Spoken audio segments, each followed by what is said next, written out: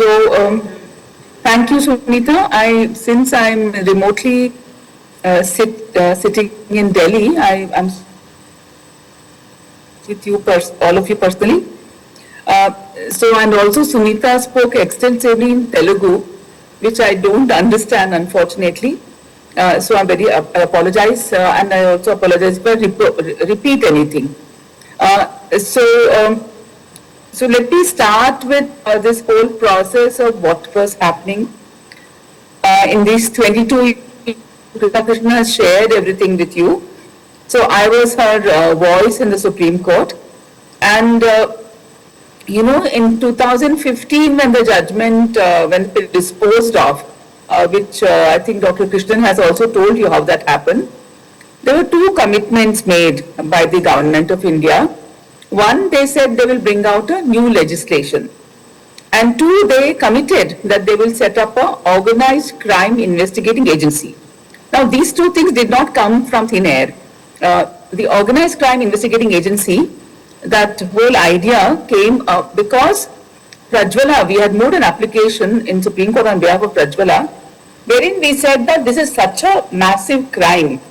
It will need a specialized investigating agency to look at it. And also the nature of the crime is such that one state police may not be able to handle it.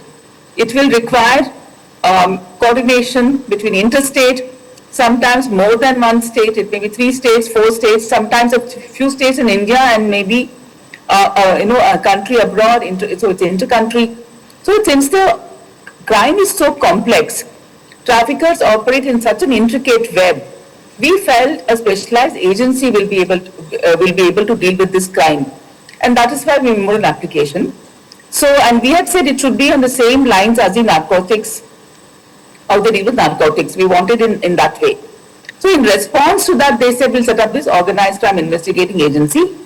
In 2015, although we were, it was a very brief judgment of the court, but we thought, okay, we had faith in the government that they will bring out the law and they will also set up this agency, because a lot of work, groundwork was done by the government to do this, to set up this organized crime investigating agency.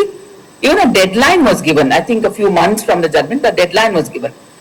But nothing happened as far as the agency is concerned. And as far as the law is concerned, initially there was a lot of movement. They set up a committee, and I think they co-opted Dr. Krishnan in that committee. The committee drafted something, and another draft was done.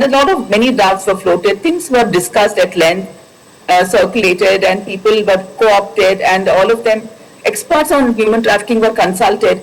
Then a draft bill was actually presented, and cabinet approved it, and it went through in Lok Sabha.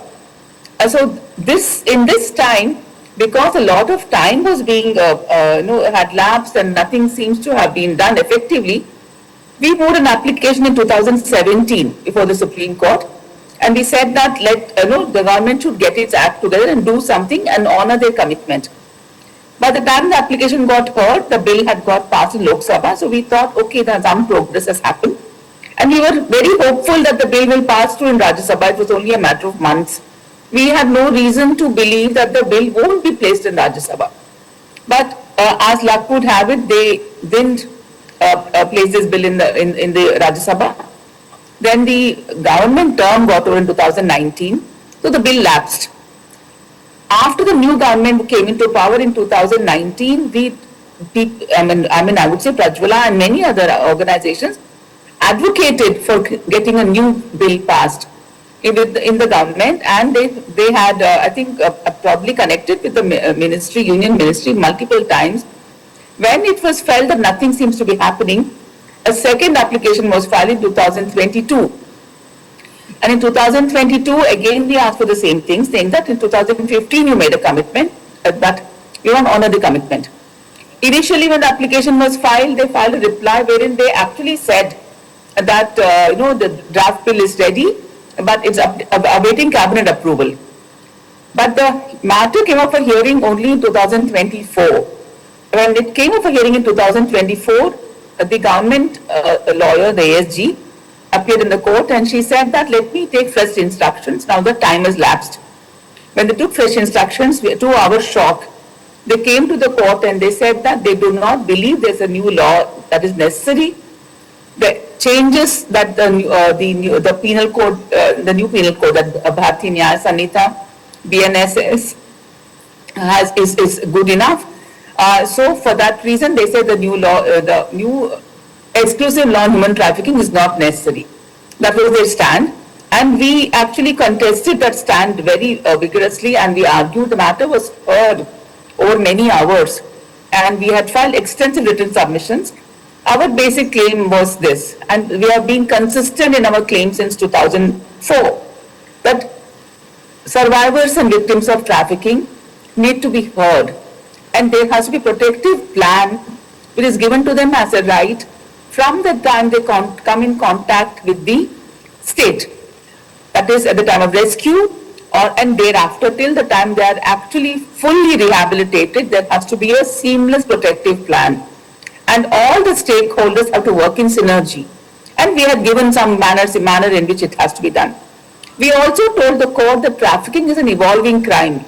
What is relevant today may not be relevant tomorrow, because traffickers are evolving. New forms of trafficking is emerging, and new spaces for human sex trafficking are being identified.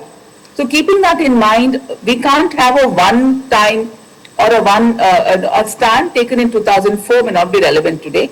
We also told the court that with the internet growing in the way it is, technology growing in the way it is growing, technology-enabled trafficking, which we are calling cyber-enabled human trafficking, is on the rise in a way that we can't even begin to imagine, and the law enforcement, unfortunately, is not equipped to deal with this.